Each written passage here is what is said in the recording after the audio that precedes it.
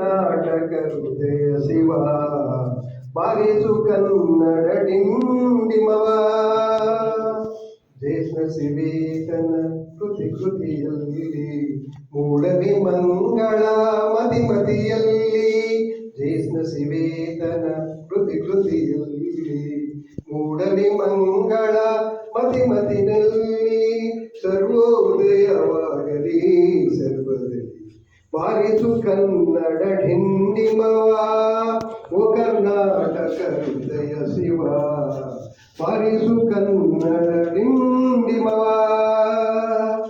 ಸ್ವತಂತ್ರಿಗರನ್ನು ಬಡಿದೆಚ್ಚರಿಸು ಕಚ್ಚಾಡುವರನ್ನು ಕೂಡಿಸಿ ಒಲಿಸು ಹೊಟ್ಟೆಯ ಕಿಚ್ಚಿಗೆ ಕಣ್ಣೀಸುರಿಸು ಒಟ್ಟಿಗೆ ಬಾಳಲು ತೆರದಲ್ಲಿ ಹರಸು ಬಾರಿಸು ಕನ್ನಡ ಡಿಂಡಿಮವ ಓ ಕರ್ನಾಟಕ ಹೃದಯ ಶಿವ ಬಾರಿಸು ಕನ್ನಡ ಡಿಂಡಿಮವ.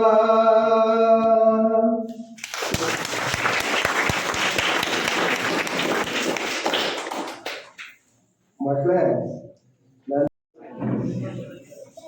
ವೇದಿಕೆ ಬಂದಿರ್ತಕ್ಕಂಥ ಎಲ್ಲ ನನ್ನ ಗುರು ಹಿರಿಯರು ಹಾಗೂ ನಮ್ಮ ಎಂ ಸಾರು, ಟೀಚರ್ ಸಾರು, ಮಕ್ಕಳು, ನಮ್ಮ ಬಗ್ಗೆ ನಾವು ಯಾರು ಯೋಚನೆ ಮಾಡಲ್ಲ, ಬೇರೆಯವ್ರ ಬಗ್ಗೆನೇ ಯೋಚನೆ ಮಾಡ್ತೀವಿ. ನಮ್ಮ ತಪ್ಪು ಯಾರ ಹತ್ರನೂ ಹೇಳ್ಕೊಳ್ಳಲ್ಲ. ಅದು ಮಹಾ ಅಪರಾಧ. ನಾನು ತಪ್ಪು ಮಾಡಿದ್ರೆ ಕ್ಷಮೆ ಕೇಳೋದ್ರಲ್ಲಿ ತೃಪ್ತಿ ಇದೆ, ಸಂತೋಷ ಇದೆ. ಇದನ್ನ ಫಸ್ಟ್ ನೀವು ಕಲಿತರೆ ನೀವು ಈ ದೇಶದಲ್ಲಿ ಈ ಕುವೆಂಪು ಅವ್ರ ಥರನೇ ಬೆಳಗ್ಬೋದು. ಆ ಒಂದು ಭಾವನೆ ನಿಮ್ಮ ಒಳಗಿದೆ. ಫಸ್ಟ್ ನೀವು ನಿಮ್ಮ ಮನಸ್ಸಿಗೆ ಒಳಗ್ಕೊಡ್ರಿ. ನಿಮ್ಮ ಅಪ್ಪ ಅಮ್ಮ ಬಂಧು ಬಳಗ ಯಾವುದು ಗಳೇನು ತಗೋಬೇಡಿ, ಸರಿಯಾಗಿರೋದು ಮಾತ್ರ ಗೌರವಿಸಿ. ಕುವೆಂಪು ಅವರು ಅದನ್ನೇ ಮಾಡಿರೋದು, ಸರಿಯಾಗಿರೋದನ್ನು ಗೌರವಿಸಿ. ಯಾರನ್ನೇ ಮಾತಾಡಿಸಿ ಪ್ರೀತಿಯಿಂದ ಮಾತಾಡಿಸಿ. ಸರ್ವ ಜನಾಂಗದ ಶಾಂತಿಯ ತೋಟ. ಯಾವ ಜಾತಿ? ವಿಶ್ವಮಾನವರು. ಮನುಜ ಮತ ವಿಶ್ವಪಥ, ಮನುಜ ಮತ ವಿಶ್ವಪಥ. ನನಗೆ ನಾನು ಸರಿಯಾಗಿದ್ದೀನಿ, ಯಾರು ನನಗೆ ಏನು ಹೇಳಬೇಕು ಅನ್ನೋದನ್ನ ಮಕ್ಕಳ ಇವತ್ತಿಂದ ನೀವು ಒಳಗೊಳಿಸಿ. ನೀವು ಇವಾಗೆಲ್ಲ SLC ಹುಡುಗರು 9th ಹುಡುಗರು ಯೋಚನೆ ಮಾಡಬೇಕಾಗ್ತದೆ. ಒಂದು ಪಾಯಿಂಟ್ ಇದೆ, ನಿಮ್ಮಲ್ಲಿ ಒಂದು ದಮ್ ಬರಬೇಕು. ನಾನು ಇಂಥ ಸಾಧನೆ ಮಾಡೇ ಮಾಡ್ತೀನಿ, ಯಾರೇನಾರ ಹೇಳ್ಕೊಳ್ಳಿ, ನಾನು ಇಂಥದ್ದು ಸಾಧಿಸ್ತೀನಿ. ಕಿವಿಗೆ ತಗೋಬೇಡಿ ಬೇರೆಯವ್ರದ. ನಿಮ್ಗೆ ಏನು ಬೇಕೋ ಅಷ್ಟು ತಗೊಳ್ಳಿ. ಎಜುಕೇಶನ್ ಬಗ್ಗೆ ತಗೊಳ್ಳಿ. ಯಾರನ್ನೂ ದ್ವೇಷಿಸಬೇಡಿ. ದ್ವೇಷ ಹುಟ್ಟೋದು ಬೆಂಕಿ ಹುಟ್ಟಿದಂಗೆ. ನಮ್ಮ ಮನಸ್ಸಲ್ಲಿ ದ್ವೇಷ ಹುಟ್ಟಿದ್ರೆ ಅದು ನನ್ನ ಸುಟ್ಬಿಟ್ಟೆ ಇನ್ನೊಬ್ಬರು ಸುಡೋದು. ಅದಕ್ಕೆ ಕುವೆಂಪು ಅವರು ಪ್ರಕೃತಿ ದೇವರು ಅಂದರು. ಯಾಕೆ ಅಂತ ಕೇಳಿ, ಪ್ರಕೃತಿಯಲ್ಲಿ ಇರುವ ಅಂಶಗಳು ಎಲ್ಲವೂ ನಮಗೆ ಆಸರೆನೆ. ಗಾಳಿ, ನೀರು, ಇವೆಲ್ಲ ನಾನು ನಿಮ್ಮ ಹತ್ರ ಹೇಳಿದ್ದೀನಿ. ಒಂದು ತಿರ್ಗಾ ಪುನಃ ಹೇಳೋದು ಬೇಡ, ಅದು ನೀವು ಅದು ಅರ್ಥ ಮಾಡ್ಕೊಳ್ಳಿ. ಗಾಳಿ, ನೀರು, ಭೂಮಿ ಇವೆಷ್ಟು ನಮಗೆ ಫಲವತ್ತತೆಗೆ ಇರ್ತದೋ ಅಷ್ಟನ್ನು ಆಕರ್ಷಣೆ ಮಾಡುವಂಥದ್ದು ನಮ್ಮ ದೇಹದಲ್ಲಿದೆ. ಇವಾಗ ನಾವು ಉದಾಹರಣೆ ಜಸ್ಟ್ ಸಿಂಪಲ್, ನಾವು ದಿನ ಉಸಿರಾಡ್ತಾ ಇರ್ತೀವಿ. ಬೆಳಗ್ಗೆ ಸಾಯಂಕಾಲ, ಬೆಳಗ್ಗೆ ಸಾಯಂಕಾಲ ಉಸಿರಾಡ್ತಾ ಇರ್ತೀವಿ. ಅದು ಶ್ವಾಸ ಹೋಗಿ ಬರ್ತಾನೆ ಇರ್ತದೆ. ಆದರೆ ಪ್ರಕೃತಿ ದತ್ತವಾಗಿ ಭಗವಂತ ನಮ್ಮ ಶ್ವಾಸಕೋಶಕ್ಕೆ ಎಂಥ ತಾಕತ್ ಕೊಟ್ಟಿದ್ದಾನೆ ಅಂದರೆ, ಹೊರಗಡೆ ಇರುವ ಆಕ್ಸಿಜನ್ ಒಳಗಡೆ ಹೋಗಿದ ತಕ್ಷಣನೇ ಅದು ಹೀರ್ಕೊಳ್ಳುತ್ತೆ, ಖಾಲಿ ಗಾಳಿ ಈಚೆ ಬಿಡುತ್ತೆ. ವಿದಿನ್ ಸೆಕೆಂಡ್ ಎಲ್ಲ ಗಾಳಿ ಒಂದು 2 ನಿಮಿಷ ಈ ಭೂಮಂಡಲದಲ್ಲಿ ಎಲ್ಲೂ ಗಾಳಿ ಇದ್ದರೆ ಯಾರು ಇರ್ತೀವಿ? ದೇವರೇ. ಈ ದೇವರನ್ನ ನೀವು ಪೂಜೆ ಮಾಡಬೇಕು ಅಂದ್ರೆ ನಿಮ್ಮೊಳಗಡೆ ಇರುವ ಹೃದಯ, ಕಿಡ್ನಿ, ಹಾರ್ಟ್ ಇವೆಲ್ಲ ಏನೇನು ಭಗವಂತ ಮಾಡಿದ್ದಾನೆ ನೋಡಿ, ಇವೆಲ್ಲ ಬಹಳ ಅತ್ಯುತ್ತಮವಾದವು. ಇವಕ್ಕೆಲ್ಲ ಆಸರೆ ಭೂಮಂಡಲ. ಕೋಪ ಬೇಡ, ಕ್ರೋಧ ಬೇಡ, ದ್ವೇಷ ಬೇಡ, ಅಸೂಯೆ ಬೇಡ. ಅವ್ರು ಮಾಡಿಕೊಂಡ್ರ ಪರವಾಗಿಲ್ಲ, ಮರ್ತು ಬಿಡಿ. ಇವಾಗ ನಿನ್ ಪಕ್ಕದಲ್ಲಿ ಯಾರೋ ಒಂದು ಹೆಣ್ಮಗು ತಪ್ಪು ಮಾಡ್ದು, ನೀನ್ ಬಿಟ್ಬಿಡು. ನಿನ್ ಜೊತೆಗೆ ಸ್ನೇಹಿತರ ಅಂತಾರ ಅವರು. ಅದನ್ನ ಜಾಸ್ತಿ ಮಾಡು, ನೀನು ವಿರೋಧಿ ಆಯ್ತು. ಜಾಸ್ತಿ ಮಾಡ್ತಾ ಹೋಯ್ತು, ಅವಳಿಗಿಂತ ಜಾಸ್ತಿ ಮಾಡ್ಬೇಕು ಅಂತ ಹೋಯ್ತಿದೆ.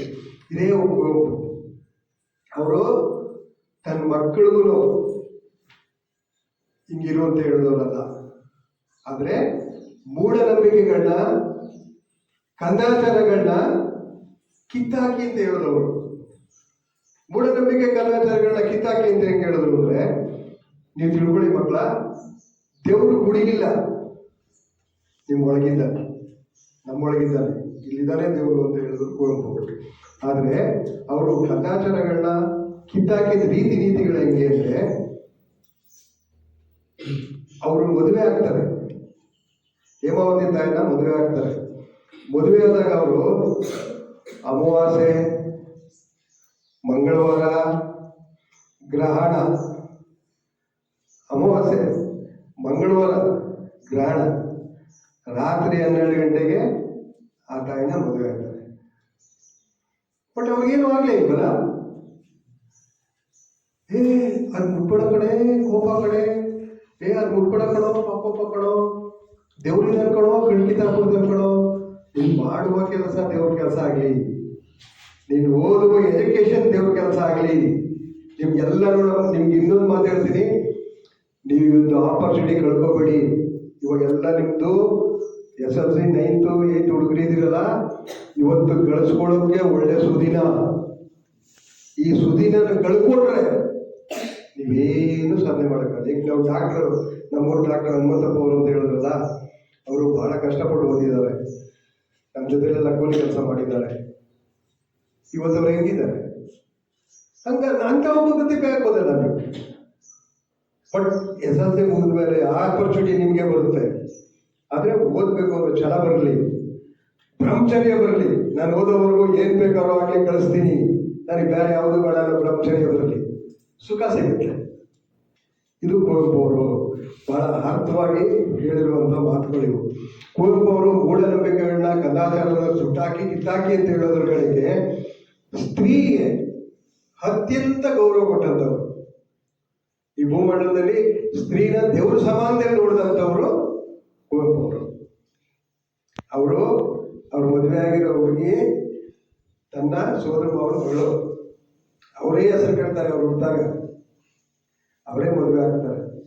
ಆದರೆ ಹೆಂಡತಿನ ಬಹಳ ಹೃದಯದಲ್ಲಿ ಇಟ್ಕೊಂಡು ಪೂಜೆ ಮಾಡಿದಂಥವ್ರು. ಇವೆಲ್ಲ ನಾವು ಹೇಳಲಿಕ್ಕಿಂತ ಮುಖ್ಯವಾಗಿ ನಮ್ಮ ಜೀವನದಲ್ಲಿ ಅಳವಡಿಸ್ಕೊಂಡಿದ್ದೀನ. ನೋಡಮ್ಮ, ನಾನು ತಪ್ಪು ಮಾಡಿದ್ದೀನಿ, ನನ್ನ ಮನಸ್ಸಲ್ಲಿ ಅದು ತಪ್ಪು ಮಾಡಿದ್ದೀನಿ, ಯಾಕೆ ಮಾಡಿದೆ ಅಂತ ನನಗೆ ಅನ್ನಿಸ್ದಾಗ ಅದು ಮುಗೀತು, ಅಲ್ಲಿಗೆ ಅದು ಪನಿಷ್ಮೆಂಟ್. ಇಂಥ ತಪ್ಪು ಮಾಡಿದೆ ಅವತ್ತು, ನೀನು ಇವತ್ತು ಯಾಕೆ ತಪ್ಪು ಮಾಡಬಾರ್ದು ಅಂದರೆ ಅದು ಆ ಕಾಲ ಹೊರಟೋಯ್ತು. ಅದಕ್ಕೆ ಬಾರಿಸು ಕನ್ನಡ ಡಿಂಡಿ ಮಾವ, ಓ ಕರ್ನಾಟಕ ಹೃದಯ ಶಿವ, ಎಷ್ಟು ಚೆನ್ನಾಗಿ ಹೇಳೋರು ಅಲ್ವಾ. ಅವತ್ತು ನಿಮಗೆಲ್ಲ ಹೇಳಿದ್ದೀನಿ. ನಾನು ಇವಾಗಂತೂ ಭಾಳ ಚೆನ್ನಾಗಿ ಹೇಳ್ಕೊಡ್ತಾರೆ. ಅದನ್ನು ಸಾರ್ ಮುಖೇನ ನಾನು ಮಾತಾಡ್ತೀನಿ, ಅದೊಂದು ಆಡ್ಬಿಡ್ತೀನಿ. ಬಾರಿಸು ಕನ್ನಡ ಡಿಂಡಿಮವ, ಬಾರಿಸು ಕನ್ನಡ ಡಿಂಡಿಮವ, ಓ ಕರ್ನಾಟಕ ಹೃದಯ ಶಿವ.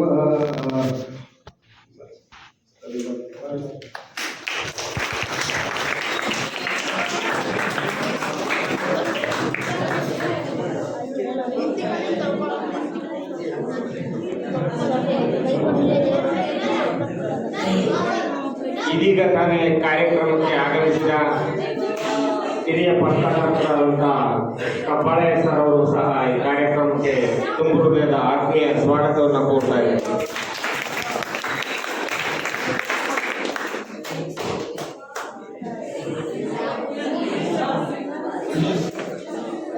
ಕರ್ನಾಟಕ ಹೃದಯ ಶಿವ, ಬಾರಿಸು ಕನ್ನಡ ಡಿಂಡಿಮವ, ದೇಶ ಸಿವೇತನ ಕೃತಿ ಕೃತಿಯಲ್ಲಿ, ಮೂಡಲಿ ಮಂಗಳ ಮತಿ ಮತಿಯಲ್ಲಿ, ದೇಶ ಸಿವೇತನ ಕೃತಿ ಕೃತಿಯಲ್ಲಿ, ಮೂಡಲಿ ಮಂಗಳ ಮತಿ ಮತಿನಲ್ಲಿ, ಸರ್ವೋದಯವಾಗಲಿ ಸರ್ವದಲ್ಲಿ, ಬಾರಿಸು ಕನ್ನಡ ಡಿಂಡಿಮವ, ಓ ಕರ್ನಾಟಕ ಹೃದಯ ಶಿವ, ಬಾರಿಸು ಕನ್ನಡ ಡಿಂಡಿಮವ.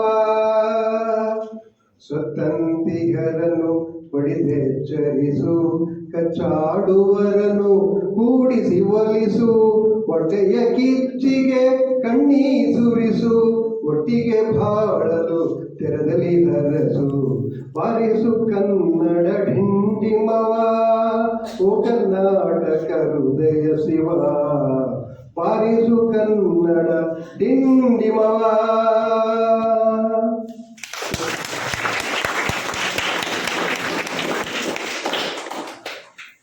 ಮಕ್ಕಳೇ, ಬಂದಾಗೆ ಅವ್ರ ಭೀಷ್ಮ ಅವರ ತಾಯಿ ಎಲ್ಲ ಕುತ್ಕೊಂಡು ಯೋಚನೆ ಮಾಡ್ತಾರೆ. ಕುತ್ಕೊಂಡು ಯೋಚನೆ ಮಾಡ್ಬಿಟ್ಟು ಮಾತಾಡ್ತಾರೆ. ಏನ್ ಹೇಳ್ತಾರೆ ಅಂದ್ರೆ, ಫಸ್ಟು ಇದ್ರನ್ನ ಮಂತ್ರಿ ಮಾಡೋಣ, ಪಾಂಡವರಾಜನ್ನ ಸೈನ್ಯಾಧಿಪತಿ ಮಾಡೋಣ ಅಂತ ಇವರಿಬ್ಬರಿಗೂ ದೀಕ್ಷೆ ಕೊಟ್ಬಿಡ್ತಾರೆ. ಕೊಟ್ಟಾಗ ಧೃತರಾಷ್ಟ್ರನ್ನ ರಾಜನ್ ಮಾಡಬೇಕು. ಅವಾಗ ಧೃತರಾಷ್ಟ್ರ ಅವರು ರಾಜನ್ ಮಾಡಕ್ಕೆ ಕಂಠಘೋಷವಾಗಿ ಸಾಧ್ಯವೇ ಇಲ್ಲ ಅಂತೇಳಿ ವಿದುರ ಪ್ರತಿಭಟಿಸ್ತಾರೆ. ಯಾಕೆಂದ್ರೆ ಈ ರಾಜ್ಯ ಮುನ್ನಡಿಬೇಕಾದ್ರೆ, ಈ ರಾಜ್ಯ ಸರಿಯಾಗಿರ್ಬೇಕಾದ್ರೆ ರಾಜ ಸರಿಯಾಗಿರ್ಬೇಕು, ಅದು ಹುಟ್ಟು ಕುರುಡನಿಗೆ ಯೋಗ್ಯತೆ ಇಲ್ಲ ಅಂತ ಹೇಳ್ತಾರೆ. ಅವಾಗ ಎಲ್ಲರೂ ಸೇರಿ ಏನು ಮಾಡ್ತಾರೆ, ಇದ್ರ ಮೇಲೆ ಬೀಳ್ತಾರೆ. ಬಿದ್ದಾಗ ಇದ್ರವ್ರಿಗೆ ಸಗಣಿ ಒಂದು ಪ್ರಶ್ನೆ ಕೇಳ್ತಾನೆ. ಈ ರಾಜ್ಯದಲ್ಲಿ, ಈ ನಮ್ಮ ಮಹಾಭಾರತದಲ್ಲಿ ನಿನಗೆಲ್ಲೋ ಆಸೆ ಇರಬೇಕು, ಅದಕ್ಕೆ ಈ ಮಾತು ಹೇಳ್ತಾ ಇದೆಯಾ ಅಂತ ಕೇಳ್ತಾನೆ. ಕೇಳಿದಾಗ ಭೀಷ್ಮನ ತಾಯಿ, ಆ ತಾಯಿ ಕೇಳ್ತಾಳೆ, ನನ್ನ ಪ್ರಶ್ನೆಗೆ, ಭೀಷ್ಮನ ಪ್ರಶ್ನೆಗೆ ಉತ್ತರ ಕೊಡಬೇಡ, ನೀನು ಸಗಣಿ ಪ್ರಶ್ನೆಗೆ ಉತ್ತರ ಕೊಡು ಅಂತ ಹೇಳ್ತಾರೆ. ಅವಾಗ ಆ ಪುಣ್ಯಾತ್ಮ ಎಂಥ ಉತ್ತರ ಕೊಡ್ತಾನೆ ಅಂದರೆ, ಹೂವಿನ ಗಿಡದಲ್ಲಿ ಮುಳ್ಳಿರ್ತದೆ, ಆದರೆ ಮುಳ್ಳು ಹೂವನ್ನು ರಕ್ಷಣೆ ಮಾಡೋದು ಒಂದೇ ಅದ್ರ ಗುರಿ, ಯಾವತ್ತೂ ಹೂವಾಗಕ್ಕೆ ಬಯಸಲ್ಲ ಅಂತಾರೆ. ಇಂಥ ಭೂಮಿ ನಮ್ದು, ಇಂಥ ಭೂಮಿ. ನೀವು ಯಾರಿಗೇನು ಕಡಿಮೆ ಅಲ್ಲ. ಇವತ್ತು ಹಾಕಿರೋ ಬೀಜ ಏನಾದರೂ ನಿಮ್ಮ ಮೇಲೆ ಯಾವತ್ತಾದರೂ ಮೊಳಕೆ ಹೊಡಿಬೋದು. ಆ ಮೊಳಕೆ ಹೊಡೆದಿನ ಅದು ನೋಡೋಕ್ಕೆ ಒಂದು ಸಂತೋಷ ಆಯ್ತದೆ, ಅದ್ಭುತ ಆಯ್ತದೆ. ಇದಿಷ್ಟು ನನಗಿವತ್ತು ನಿಮ್ಮ ಜೊತೆಲಿ ಕೇಳೋ ಅಂಥ ಭಾಗ್ಯ ಸಿಕ್ತಲ್ಲ, ಅದು ನನ್ನ ಪುಣ್ಯ. ಅದು ನನ್ನ ಪುಣ್ಯ ಅಂತೇಳಿ ಈಗ ನೀವು ನಿಮಗೆ ಸಾರು ಇನ್ನೊಂದು ಹಾಡು ಹಾಡಿದ್ದೀನಿ ನಮ್ಮ ಸಾರಿಗೆ. ನಾನು ದತ್ತಾತ್ರೇಯ ರಾಮಚಂದ್ರ ಬೇಂದ್ರದ್ದು ಒಂದು ಹಾಡು ಹಾಡ್ತೀನಿ. ಹಾಡಿನ ಅವ್ರಿಗೂ ಗೊತ್ತಿಲ್ಲ ನನಗೆ. ಇವತ್ತು ದತ್ತಾತ್ರೇಯ ರಾಮಚಂದ್ರ ಬೇಂದ್ರ ಅವರು ಬಹಳ ಸುಂದರವಾಗಿ ಒಂದು ಹಾಡು ಬರೆದವರೇ ಹಾಡ್ತಾರೆ. ನಾಯಿ ತಲೆ ಮ್ಯಾಗಿನ ಬುತ್ತಿ ಸಂಸಾರ ಬಲು ದುಸ್ಸಾರ, ಇದನ್ನ ಹರಿತೋ ಹರಿತೋ ಮಂದಿ ಬಿದ್ದಾರ, ಹಿಂದ ಬಿದ್ದಾರ. ಕೈ ನಡೆವ ಕಾಲಕ್ಕೆ ಕೈಗೊಬ್ಬ ಕಾಲ್ಗೊಬ್ಬ, ಕೈ ನಡೆವ ಕಾಲಕ್ಕೆ ಕೈಗೊಬ್ಬ ಕಾಲ್ಗೊಬ್ಬ. ಕೈ ಸೋತ ಮೇಲೆ ಬಿಡ್ತಾರೋ ಕೈಯ, ನೀರು ತುಂಬಿದ ಕೆರೆಗೆ ಗಂಗವ್ವ ಎನ್ನುತ್ತಾರ, ನೀರು ತುಂಬಿದ ಕೆರೆಗೆ ಗಂಗವ್ವ ಎನ್ನುತ್ತಾರ.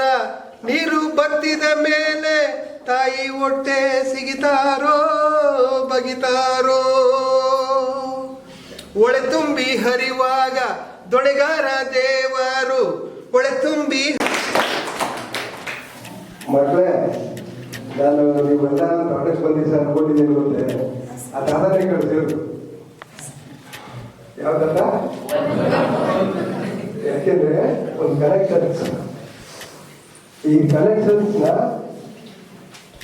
Wire connect ಮಾಡಿದವ್ರೆ. ಆ ವೈರಿಂದ ನಾನಲ್ಲ, ನೀವು ಅಲ್ಲ. ಆ ಬಸ್ಸು ಅಲ್ಲೇ ಬಂದು ನಿಂತ್ಕೋಬೇಕಾಯ್ತಾ? ಸರಿ, ನೀವು ನಿಂತ್ಕೊಳ್ಳೋ ಜಾಗ ಇಲ್ವಾ? ಅಲ್ಲಿ ಕನೆಕ್ಷನ್ ಇತ್ತು. ನಿಮ್ಗೆಲ್ಲ ದೇವರು ಒಳ್ಳೇದು ಮಾಡಲಿ, ಆದರ್ಶ ಪಾಲಿಸ್ರಿ, ಹಿರಿಯ ಗೌರವ ಕೊಡ್ರಿ, ನೀವು ಒಳ್ಳೆ ರೀತಿಯಲ್ಲಿ ಮುಂದುವರಿರಿ ಅಂತೇಳಿ ಕ್ಷಮಿಸಿ ಅಂತ ಹೇಳಿ ನನ್ನ ಮಾತನ್ನ ಮುಗಿಸ್ತಾ ಇದ್ದೀನಿ. ಜೈ ಹಿಂದ್, ಜೈ ಕರ್ನಾಟಕ.